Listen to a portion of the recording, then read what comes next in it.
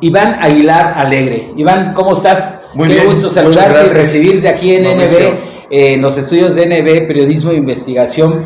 Y bueno, muchas gracias por estar con nosotros en un podcast más con Mauricio Cuevas Galloso, que soy yo.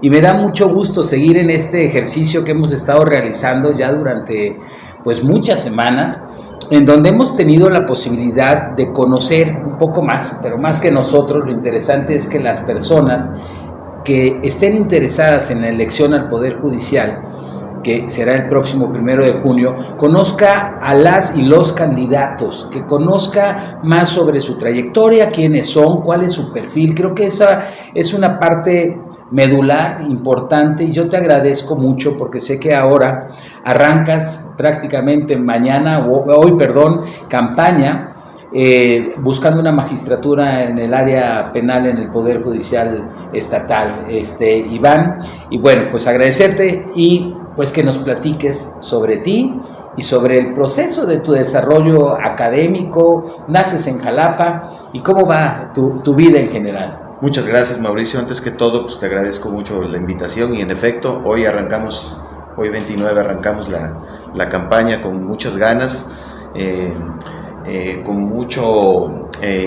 esperamos mucho de esta campaña, que son 28 días, sí, 28, 29 días, tiempo. Porque el 28 de mayo termina, entonces tenemos nada más 4 fines de semana.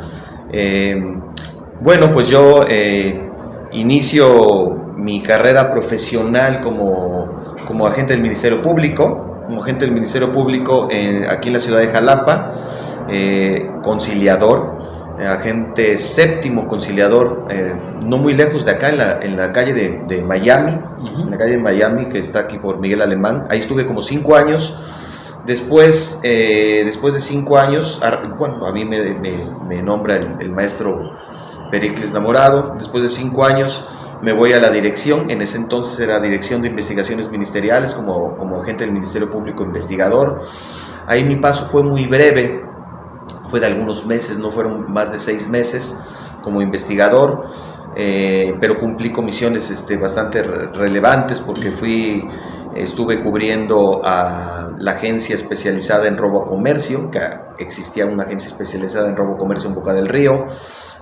Fui agente del Ministerio Público para la asesoría de la base de operaciones mixtas del Operativo México Seguro, que en ese entonces estaba en el 2008, 2009, un programa exactamente que implementó el gobierno federal y también los gobiernos de las entidades.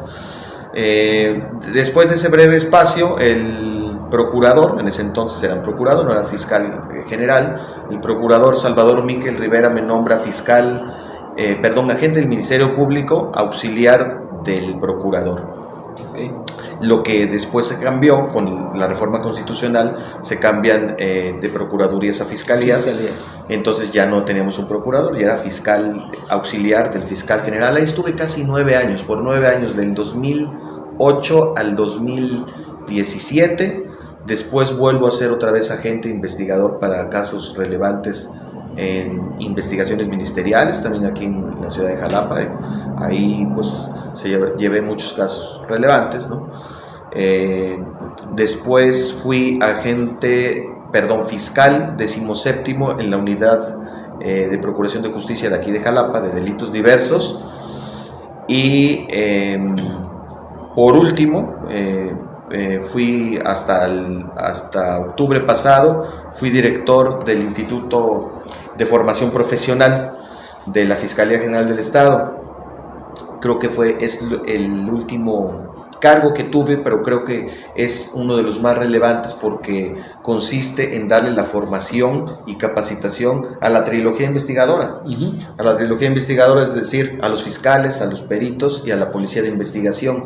Entonces, pues ahí yo me encargué de cuadruplicar o quintuplicar las capacitaciones. Cuando yo llego a este instituto de formación profesional, las capacitaciones que hacía la fiscalía al año eran aproximadamente unas 2.500, y no pasaba de 2.000 a 2.500 capacitaciones al año, a los 3 perfiles.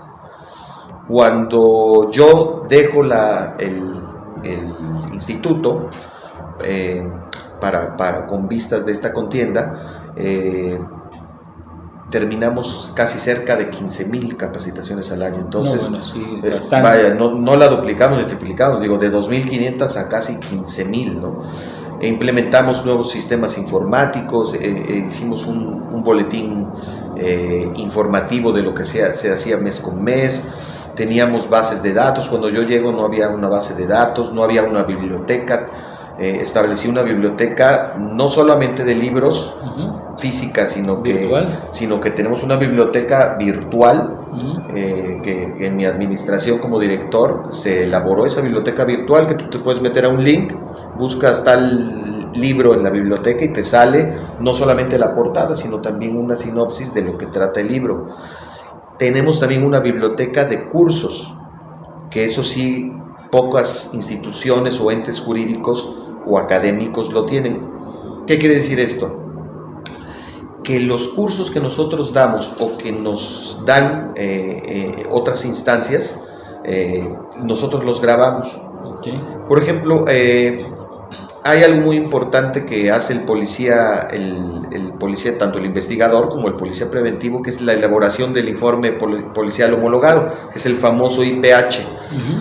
Y ese IPH es la base para que haya se desarrolle la investigación y se desarrolle todo el procedimiento penal. Claro, es la base de todo lo que va a suceder. Porque ahí descargan qué fue lo que pasó, a qué hora fue, minuto a minuto, qué fue lo que fue sucediendo, y hay un protocolo para llenar ese IPH. Fíjate que he tenido, en este sentido, la desgracia de tener muy de cerca personas que pues han tenido que estar en un proceso penal, en fin, de situaciones desafortunadas, y tengo como 2 opiniones, ¿no?, muy encontradas. Personas que me han dicho que verdaderamente las personas que pertenecen a la Fiscalía tienen una muy buena preparación, lo he escuchado así, y de los deudos de las personas, y he escuchado también que no tienen una buena formación. Evidentemente que tú como director, en una opinión, digamos, ¿cómo lo ves tú en general? Porque además no es un trabajo que solamente de ti como director dependa, ¿no? Finalmente la formación de todas las personas que integran la Fiscalía, pues esa ya no es tu responsabilidad, ya es la historia de cada quien, ¿no? Claro. No puedo tener un imperio sobre todos y cada uno de los que integramos la Fiscalía. Somos muchísimos, ¿no? Pero yo te puedo decir que cada vez tenemos mejor preparación. Yo ya no estoy al frente de la dirección, está la maestra Valeria Morales, que ella es muy buena y está haciendo un excelente trabajo, porque está continuando con todo lo que yo comencé. Es perfectible el trabajo, sin lugar a dudas es perfectible, y pues todo se comienza paso a paso, ¿no? Digamos, para llegar a un estado óptimo, pues todavía nos falta bastante, pero hemos avanzado. Mirando hacia atrás, hemos avanzado muchísimo en la capacitación. Preguntarte, finalmente, bueno, tu formación ha sido dentro de la Fiscalía, en fin, todo esto, y hoy buscas una posición como en una magistratura, en donde finalmente la actividad es distinta, aunque pareciera que no, porque todo entra dentro del ámbito jurídico, obviamente. Así pero es. Finalmente, como magistrado, tu labor, tu trabajo va a ser el de juzgar, ¿no? Y el de, además, de analizar todo el proceso que viene desde la Fiscalía, los juzgados de primera instancia y todo el proceso que se sigue para un juicio, ¿no? ¿Cómo te sientes ante esta situación? Mira, yo te puedo decir que para mí no es nada desconocido, para mí es muy familiar y es algo a lo que aspiro de manera legítima, porque en los últimos cargos que yo te mencioné, fui en la Fiscalía, o que ostenté en la Fiscalía, fui fiscal auxiliar del fiscal general, y luego me preguntaban, oye, ¿qué hace un fiscal auxiliar del fiscal general? No es otra cosa que ser un fiscal adscrito a las salas penales del tribunal. Entonces yo estuve casi 9 años adscrito como representación social, obviamente como Ministerio Público, defendiendo a la víctima, los intereses de la víctima. Estuve adscrito en las salas penales. ¿Qué es lo que hacen las salas penales, que están integradas cada sala por 3 magistrados? Pues revisan lo que hace en este caso el juez de control y el juez de enjuiciamiento. Revisan todos los autos que emiten o las sentencias, lo que sea apelable. Entonces yo estaba como auxiliar, pues representando a la víctima, y no me es nada desconocido porque yo asistía a las audiencias de juicio oral ante los magistrados, y a defender a la víctima.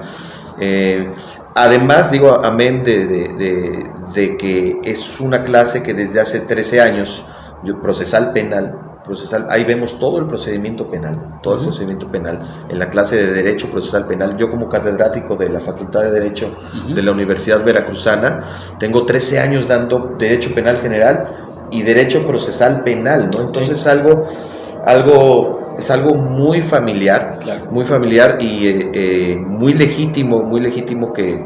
Por supuesto, tu búsqueda, ¿no? Es mi búsqueda porque es el derecho penal, pues en fiscalía. La reforma al Poder Judicial Federal evidentemente está hecho para mejorar el proceso de la justicia en nuestro México, en nuestro país, en nuestro estado, ¿no? ¿Cómo ves hoy la justicia en México? En términos, es una pregunta que puede ser muy amplia o puede ser, claro, pero tiene muchas áreas de posibilidad de mejorar a través de la reforma. ¿Qué es lo que tú opinas?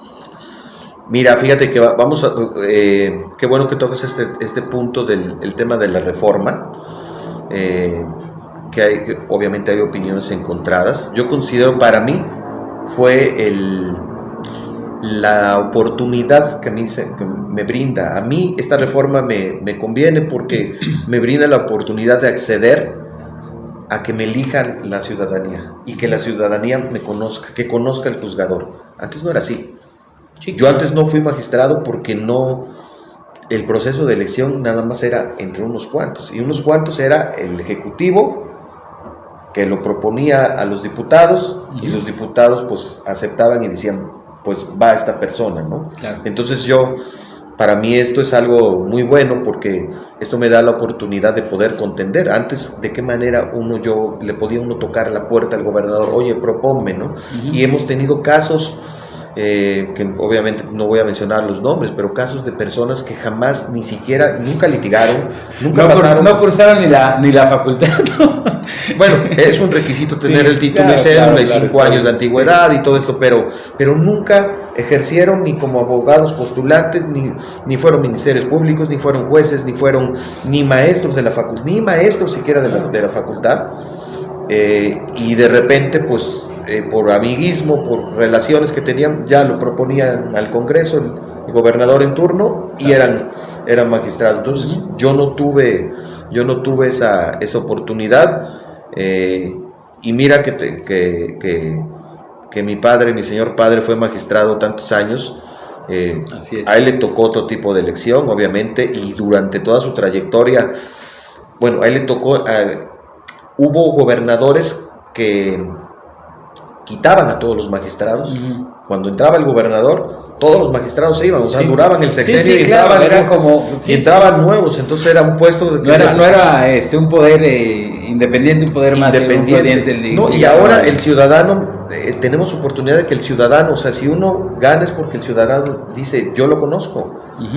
Y pues la verdad, mucha gente conoce a los candidatos. Desde antes de que contiendan ya los conoce. Conforme van utilizando sus redes o a lo largo de su desempeño profesional, pues los van conociendo más. Y la gente sabe quién es bueno, quién es honrado, quién tiene una trayectoria honrada. Yo, por ejemplo, te puedo decir que durante todo el tiempo, que eso sí es muy, pero muy difícil, durante todo el tiempo que estuve en fiscalía, no tuve ninguna denuncia. Para que ser fiscal y que nunca haya en tantos años haya una denuncia, en tantos años nadie te haya denunciado o te hayan condenado mediante un procedimiento administrativo, te hayan acusado ante habla de una trayectoria limpia, por supuesto. Limpia, o sea, esto lo pueden constatar, digo, tal vez esté mal que yo lo diga, pero yo lo pongo sobre la mesa, que lo constaten cuando ha habido alguna queja, denuncia o procedimiento administrativo donde se me haya condenado a algo. Esto es muy relevante que lo digas, es importante, no sé si todos tengan la cara limpia para poderlo decir de esta manera. Sería un sueño para México que todas las personas que están en las fiscalías del país pudieran decirlo de esta manera, ¿no?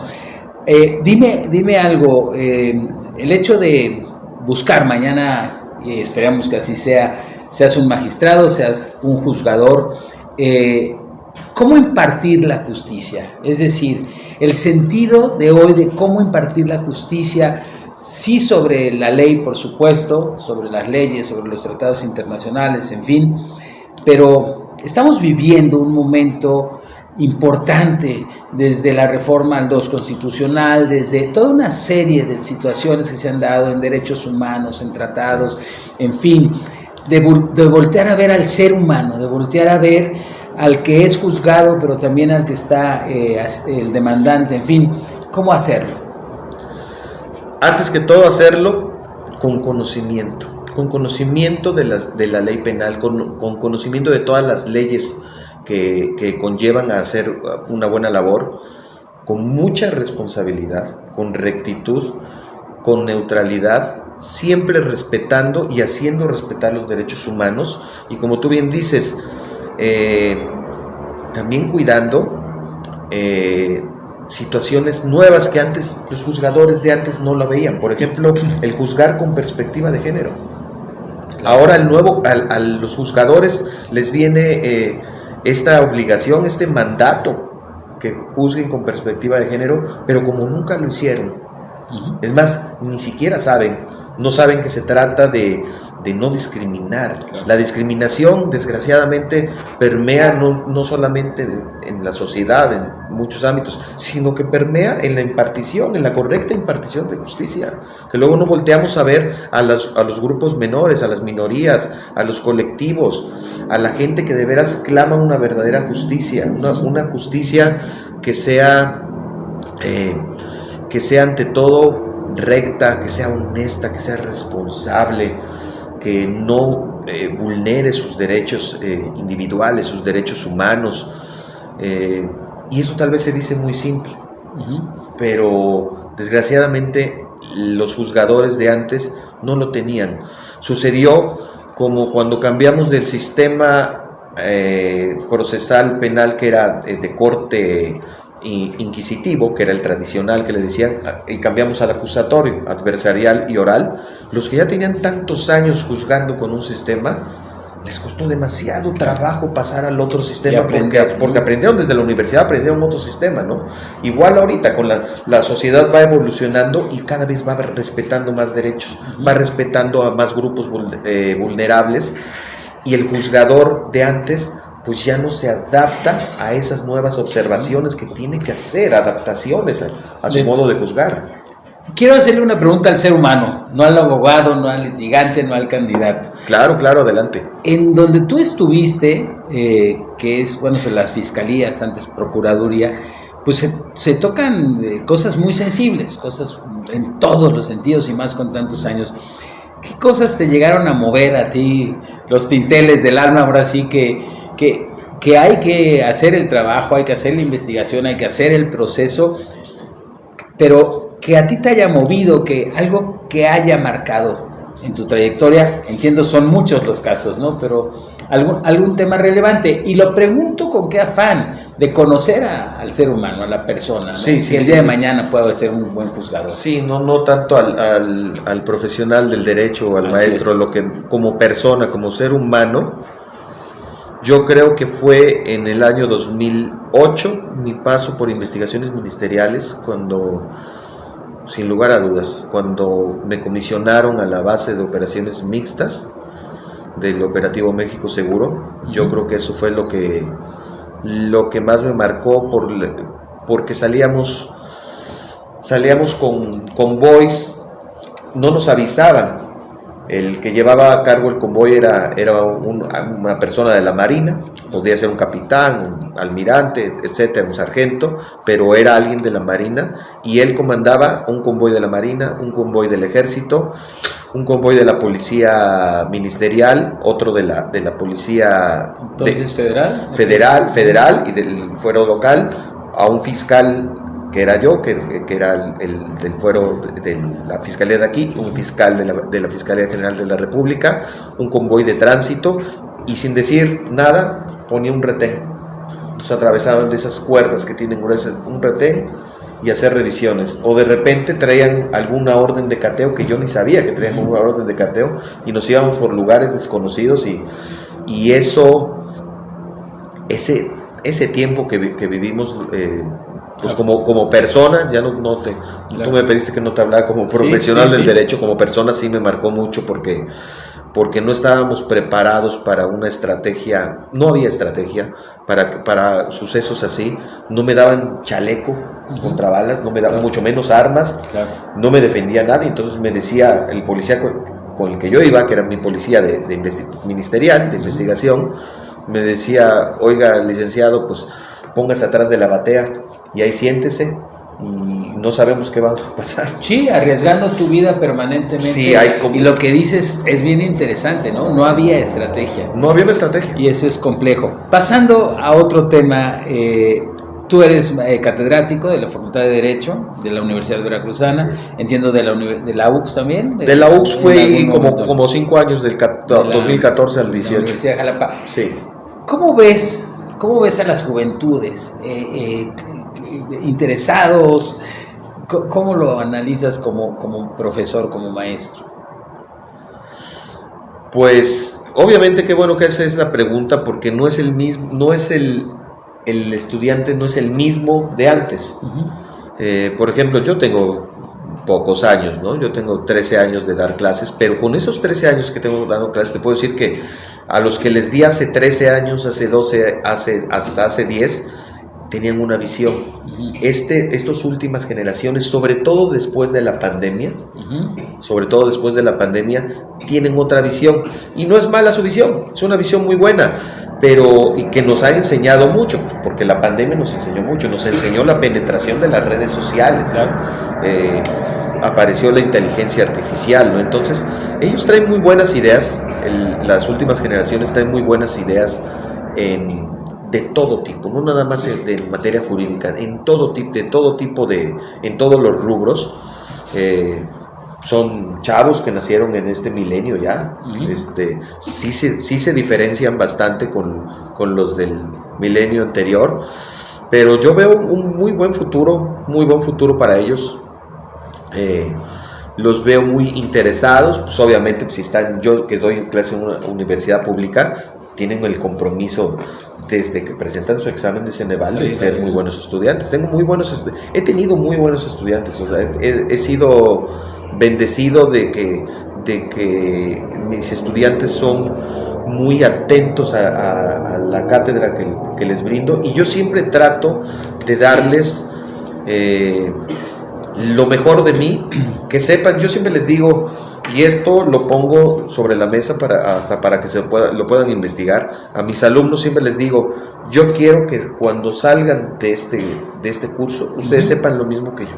Más, ustedes ya estén listos para ser defensores públicos, sean fiscales o casi jueces, no reúnen todavía los requisitos, pero yo no me guardo algo para mí, sino que te encanta. Me encanta, y pregúntenme, les digo, pregúntenme. Pero además, una persona con tanta experiencia en el área penal, pues evidentemente, si no te absorben todo lo que puedan, sería necesario. Iván, para ir cerrando y agradecerte además mucho el que hayas aceptado, al contrario. Decirte, y me gustaría que se lo digas a las personas, ¿por qué tendrían que votar por ti?